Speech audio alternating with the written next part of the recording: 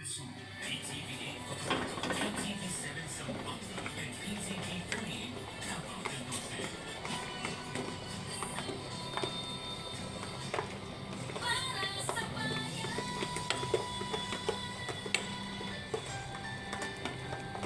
may mga ano sa opisina nila.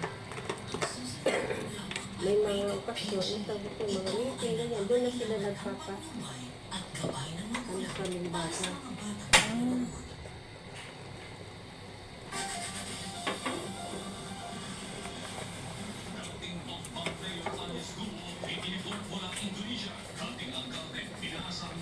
Holo ng bangas.